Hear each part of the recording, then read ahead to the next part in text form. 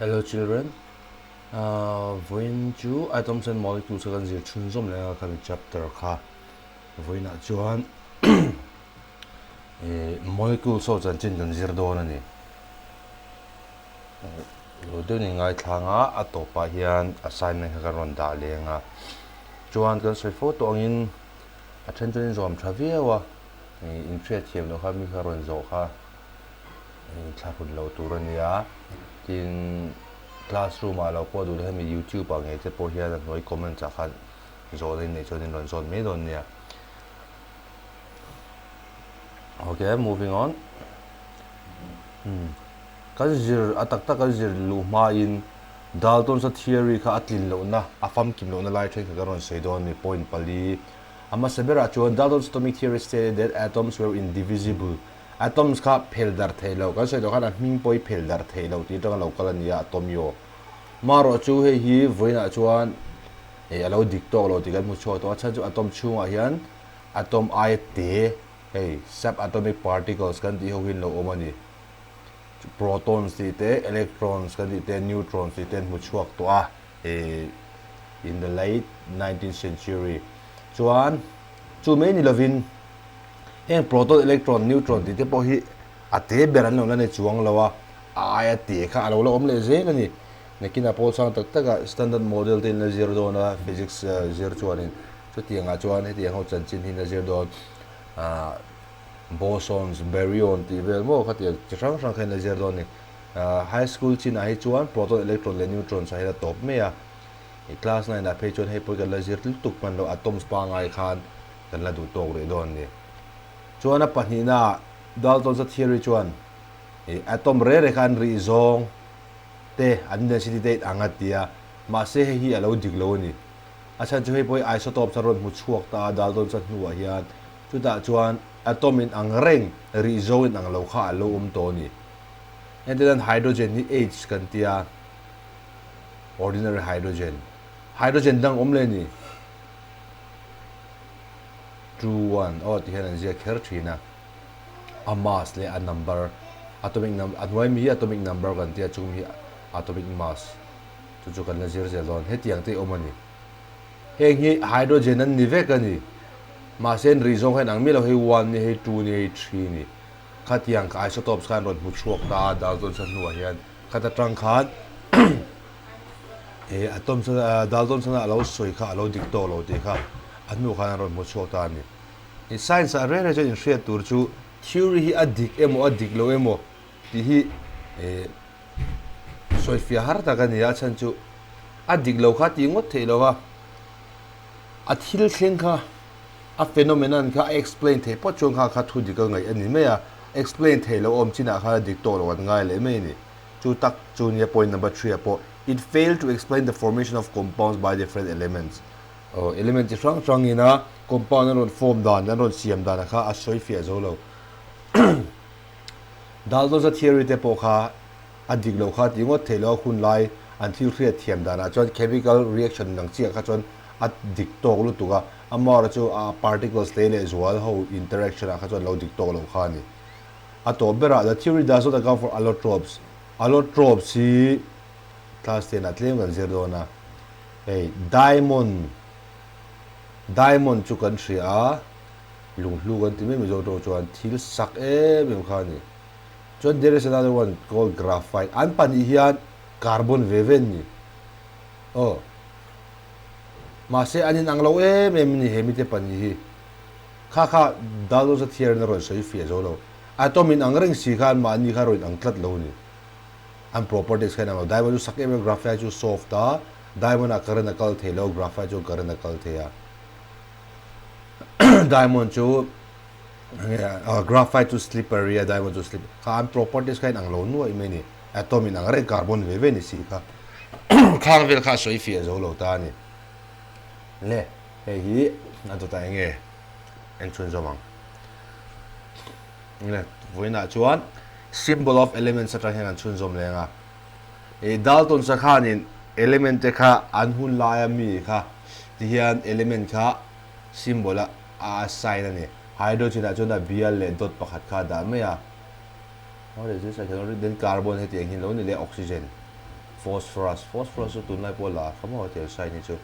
sulfur ma se boi thla he te chuan memorize te he boi thla em ta chun hele ma phe chu da dai to lo iron ate I ti top tal zinc z copper c lead l maro chu voina chuan hei kan mang to don lowa nge tinge symbol kha kan ma mo element chu lo ti me thea an mi puma zia zel kha boi thla ka chemical reaction zia don pe chu da boi thla le zola chu ba don symbol hianin kok tam taka kan zirna kha puita ti rangta ti chakta a kan zir kha ti so to ni voila kan man chu IUPAC ina a accepted hawania IUPAC hi International Union of Pure and Applied Chemistry dinania chu chwe ti hi ni ni in text khan in page number 172 page 72 khan in avain element jong kha om ve kan in symbol vel chumo a then khat karon tilang kan soifia in ting symbol long edan azia dan hi ulung te dan chu aluminium Al antani ta hian hi tur chu symbol hi it can be either one letter or two letters horop pakhat emo pahni mo ni theya item omngai lo horop thumte omngai lo chuan two letters ani re chuan a letter pahni na kha horop te small letters ani nge yang aluminium Al a ka capital ania L le ro ka chu small argon ta po ji tho Ar barium Ba ki a second letter zel ka small letter ani zel ki chin chia tur chuan boron bi heng chu hria thiam me a yan mi nga tanga ron kal ti kha bromine Br calcium Ca carbon C he pakha chau te pol om theini C top ani ta ni chlorine Cl cobalt Co a pahni ni chuan a pahni na ka horop de nge copper a Cu fluorine F le copper a khala ron dang ta ni U ron oma a copper a khanin U om C lo wa enga tinge ki hi gan thre tur chu a root word zo copper kha a latin tro hi poi mo tu ka science a chuan a chan chu malai Greek le Roman so ka mi fing ma san ni wang ania latin chu Roman ho tong Roman empire an tong man khan ya copper kha latin tong chu na ming chu cuprum ani CUPRUM mo kha wa kha helai mi symbol kha mang zo ta ni Cu kha fluorine F gold AU gold po kha amak le da gold hi chan chu gold hi a Latin name is aurum. This color is not good, right? Let me change the color to yellow. Hydrogen H iodine I iron hi Fe do ni le he poi Latin tong a ferrum ani wang ani magnesium Mg neon Ne lead Pb plablum lead hi a Latin tong a kha wang khan hi tiang ming khi an lo nei ni ki dia symbol khi lo nei ni ti jok teng kha ka chin chia tur ani a avaya memorize chu ngai lem lo a amaro chu tu na miang hi chu poimo a za chuang khan je ka ti page 172 mi avaya memorize kha ngai lem lo maro chu alar chin kha chu I memorize ve ngai I by heart kha ngai atomic mass atomic number 1 to 20 1 to 40 1 to 20 kha chu in memorize the abaka kha 1 to 20 ba ka poi model ho he tinan iron kan tiang te lead kan tiang te heng hi chu in memorize kha ngai ni abu khan keu tam phot me la heng hi chu shed lo la kan memorize mai je la nia moving on atomic mass atom chan chang zir tak tak dona atomic mass define nan chu he ni me atom pakhat rizong kha atomic mass kan ti chu ni chuan atomic mass atomic rizong ti nan khan kg kan hre lar kg ti te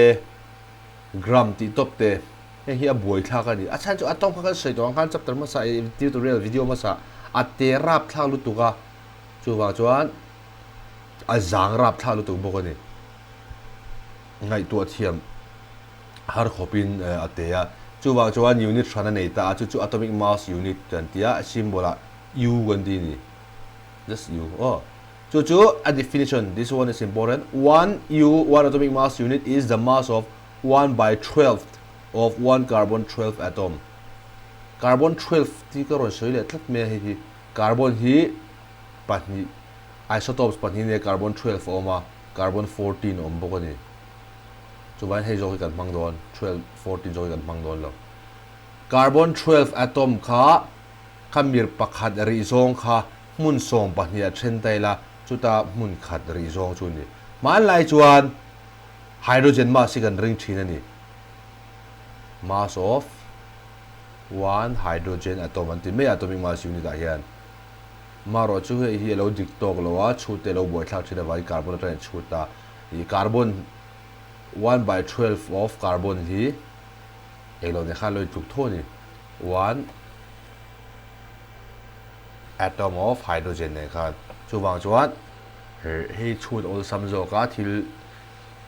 materials enge matter tam takina carbon he chu kan paisa ni le hi chu wang chon in he taranga chuti ol samzo ka wangin he hi manani ta ni carbon 12 atom hun so pani thela mun khat o SI unit ta khan in thredu ni chon he hin tuk dan chu ni a jang he ni one atomic mass unit chu 1.66 into 10 power minus 27 kg hemi te zia hi soifia thia mahara he tiang hi ni 1.66 khamo he tiang hen divide to 10 power 27 into 1.66 by sia pokal jiak leng don ni bia kha somni pasram tur pathum pali panga par pare pakwa som so pakat so bani so bathum so pali so panga so barok som sar so bre so kwa som ni khat ni ruk ni sere kha khati za da divide tur kha nia chu wangin ate rap thalo to kg soi kha chu a haw ta kan soi ngai lo ta a chumi aya chuan IMU henga soi me ta ni 1 u ti hian example thren kha lo soi la ta ya ta tang hian ratio of similar quantities and unit poya cha jo kan soi lo thren antina te te kan soi thren ni oxygen hi ama su 16 u ani mo hydrogen ka soi do kan 1 u ani a carbon hi chu 12 ani ve ngal ta me ama carbon hi chu chuan chu tiang zai aluminium kha 13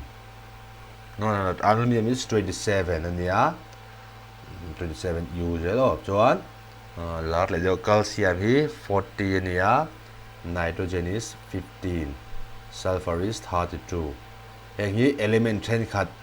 an atomic mass ani mo cho ti so ka soi le thina gram atomic mass ti om le ni okay let me remove this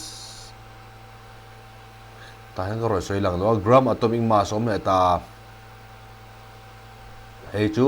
next tutorial next video detailing ala soi don gram atomic mass yo je chu kha u kha gram convert tur ani entina oxygen ka 16 di ka soi ta 16 u oxygen hi 16 gram kan chantir ta dei ta ni u kha gram ka chantir makta doi tam dai ka pun tu le dingon tam dai ka pun tir ti na ni chu amaro chu hi 16 gram ang kan soi hian oxygen tam zo kha soi fian ve nga le oxygen kha pakhat ai to lawa one atom ai to lawa oxygen kha 1 mole ka ti ta ni 1 mole of oxygen is 16 gram ma se enge mole chu ni tang hi next video next tutorial la kan je don ulu to in chik to in lo en don ne tu na re chuan kan la jer thleng re long hai chu ala thailo now molecules a kan lo tong molecules definition chu the smallest part of a compound having the properties of that compound is a molecule atom kha smallest part of element ani element na apate berani atom tam tak injom khom khan element ron siam ti na ni me ya chuan molecule chu smallest part of compound chuan hetian molecule chu a group of two or more atoms which may or may not be the same atom atom pani emo pat a atom emo a injom khom khan molecule chu ron siam ani khang atom te kha atom in angen the atom in anglo point the entina helai lem helai lemil oi he oxygen molecule ni helai bial mum pakhathi oxygen atom pakhat ani he oxygen atom dang le ni an pani ai chopol khan oxygen molecule ron siam ta ni o kan ti hian a symbol a atom kan soya oxygen atom O2 kan ti hian oxygen molecule kha soi thung ta ni thai chuan atom ate hi ang ta oxygen ve ven nia he lai hian mo o he atom lem hi lo en ta la ulung te win he lai kan en ve thong he water molecule ta water chu kan soi for tan H2O nia formula kha mo he hydrogen ania he lai bai hydrogen ani alai mi sen oxygen en thung ta ni ta hi don he atom hin ang lo hydrogen le oxygen in chopol tat hydrogen pahni in oxygen atom pakhat kha anron chopol ta ni he hi molecule ani ya he lai mi pai molecule ni to kha atom hi thria tur chu an active em ma an man hian om hle hle thelo ni unstable lo ni unstable kan ni ta thil lang dai lo soi tai la physics de win an nget lo ni thil dang ne in chopol khan tum zel oxygen rungot kha ma kha rom thelo oxygen atom kha ama pui an pui ve oxygen dang ne khan in chopol ta ti hian tai bon ron siam da ne in zom na ne ta ne lai bi bon an ti lai in ruin pa hi kha bon ne nu kan oxygen molecule kha ron chok ta kha cho stable to om hle hle the to he hin i hi blue thina kha i tak sa bo kha moi thok khan he zo ki chu hi blue ngai lo he zo ki ni hi blue ngai bo ro ka hian oxygen atom hi amayan om thelo oxygen molecule hian in siam zel ani chuan water a hi chuan te chen shred thiam ol le zola atom khain an lo mi over hian shred thiam ol zo ka oxygen le hydrogen khain chopol he tiang hi ron form ta ni water molecule kha atom kha te kan tia molecule jo tlem jo lo lian dewa ma se a lian na sa chuang lo hen en me la mo oxygen te anga chon oxygen molecule anga chon pani khain chopol ni me ya te lu tu pani je ve kha ala lian wak chuang lo ni molecules of element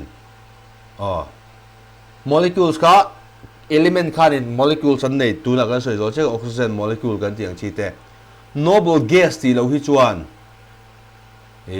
tu ma atom khan mai ni sin ka soi dong khan an unstable ve ka an mani khan an om thelo thil lang nei khan in zom zel an ngai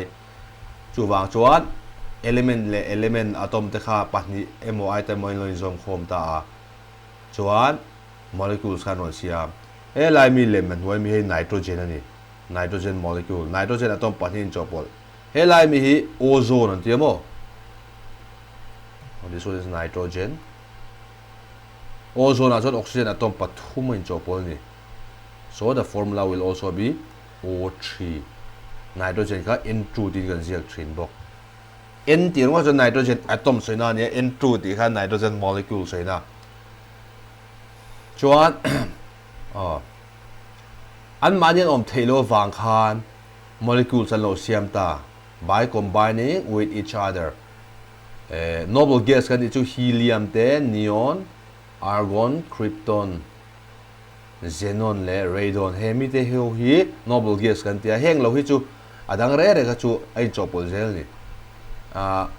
iron kan ti te sodium kan ti te pe chu atom tam tak in zom khom ania kan ti la ngai lo ta chu hre da boi thla ka bangin khata eta atom umzat molecules khata atom umzat e atomicity kan tia number of atom in a molecule nitrogen chu atomicity chu 2 ti na ni diatomic atom pahin nei oxygen te nitrogen te hydrogen te he hin nakina class 10 na kan zir don eng vai O2 ni eng vai O got O3 ni lo eng vai O4 ni lo O3 chu om thawa nitrogen te eng vai N2 ni eng vai N3 ni lo eng vai N4 ni zo lo kha class 10 kan na zirang chuan triatomic om le ta ni atom pathum nei hai oxygen ozone kan dia kamo chuan poly chu tam tak ti nai to pathum ai la tam phosphorus phosphorus hei triatomic la ti tu ni sulfur te boron hai mi chu tam tak kan nei to ta ni an manin om thelo wang kan ti to kha khalai ka du to le tai la chuan molecules of compound a chuan kan soi tong khan element kha rang ta ni hei water kan ti te HCl carbon dioxide ammonia carbon dioxide hi lo en ta la en lo ka example ka ron da boka alaya mi var hei carbon ania hei oxygen ania hei oxygen ti thian an zia thina chang chuan ka ti point an zia thina ka soi tong khan in atom kha zuk mu the ni lawa ama ro chui ti hian kan thre thei thon an in zum da ne hi mo molecules of element chu kan sei to khan le lo kila molecules of element na chon hei H2 kan ti te N2 kan ti te O2 ai nang zel H pahni ti na ni me ya N pahni oxygen pahni hatiang soi na kha ni ai nang zel ma se water tiang chi te ang tami lo ni water ate kha chuan molecules of sorry going back hian om ta hei H le O khai nang lo HCl a po hian H le Cl nang lo a CO2 a po hian om ta ne kha awa cha hian hei bo ni pahni ka siama jai pathum ka siama jai pakhat chau ka siama hei po hi class te na kan la zero anga ti cha pahni cha pakhat ti kha na chuan la zer phari lo hei dai molecules of element kan ti chuan hei heti ang ho hi ni a molecules of compound chu helam hin ni ve thung ani molecules of compound achon atom kha rang ai nang lo hydrogen le oxygen hydrogen le chlorine oxygen le carbon molecules of element achon hydrogen ve ve nitrogen ve ve oxygen ve ve khai ang zel khalai kha adang lam na chu ni mai le atom ber voin tutorial tan chuan ion higan zirang ions chu enge ions is a charged particle when an atom is electrically charged it became an ion. A positive ion is called cation, a negative ion is called anion. Hang hi in memorize sangai oh. Class 9 a hian in electrons, protons, le neutrons ka kan la zir thu vak lo wangin hei soifia a hari a. Ye tu nei khia tur chu electric a hian electric hian charge sin hi ne chu positive le negative charge nei ni. Chuan subatomic particles ka soi dang. Oh atom kan ti hian and then hydrogen hi lo soi tai la. H ka ti ro khan electrically neutral ani om je chu plus le minus ka anin thukla anin zat chi a total ka zero chuka charge nei lo ani amaro chu charge ka lo nei thei da nei ta ni okay wait hydrogen lo thil lang example ka ma hydrogen chu anei tlem lu tu ka fi har dewa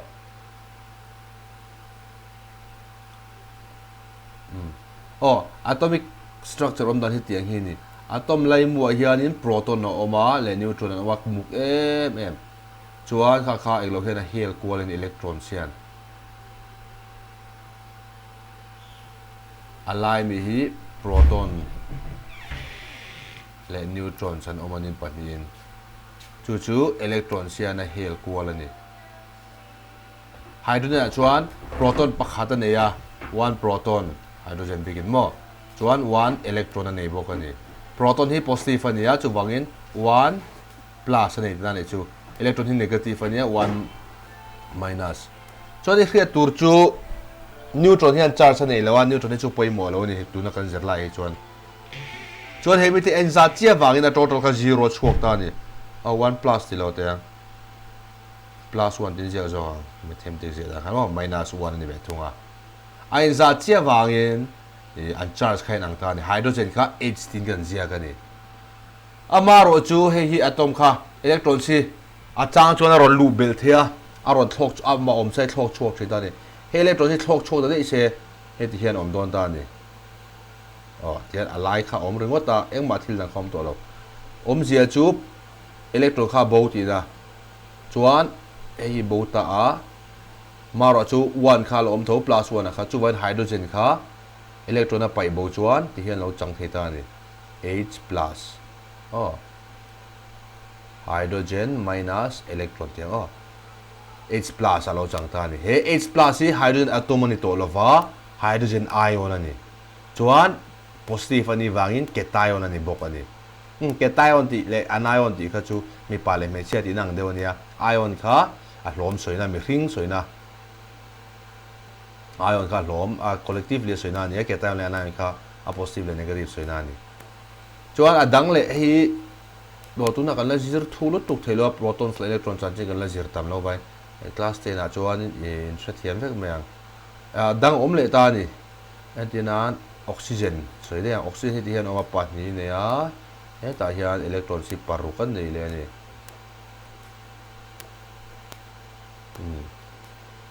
oxygen a chuan in ka sei do khan atom a chuan protons le electron kha in za zela proton kha plus kha it has 8 electron minus kha 8 thon ne in zat ne ma se tai chuan oxygen hi chuan in kal phung dang lam deuh mai ne a electron kha pai chuak ve thelo mo outermost shell a hian hetiang orbit aqua la hian in pariat hi ne tlin an tuma chuan ta hi chuan in pahni dang khala lu separate nei theidon ni pahni dang ron lu bel ta ni electron kha alai mi p mo p chu dang lam ngai mi lo helai lai mo hi chu apona mi e hi dang lam thina a pai chuak thina emo la lu thina le pahni alak lu kha chuan minus n to loin minus 10 alo changta ni chuan oxygen becomes oxygen khan pahni la lu ta minus kha pahni la lu ta it becomes o tia ka ziak to thin minus pahni nei bela 2 minus a total hi minus 2 khan ni tlat 10 minus 10 le plus 8 ka bel lamo chuan hei hi anion kan ti khain ta ni kha ion chu ni ta ni chuan hei tiang hi da ni ta an symbol dan sodium kha Na plus singan zia thin chlorine Cl minus oxygen O2 minus chu tiang zelin Na plus ka ti kha chuan electron nei tlem plus tin zia re chuan electron a tlem ti na minus ai chuan electron a tam proton kha chu angai reng alai mu kha chu ngai reng hi chu danglam ngai mi lo khang freng cheu O2 minus electron pathina excess plus electron pathina tlem 2 plus pathina tam atlem 2 plus pathina tlem electron zel khamo proton kha chu danglam lo kan di kha okay kha du to le photang paina tan chuan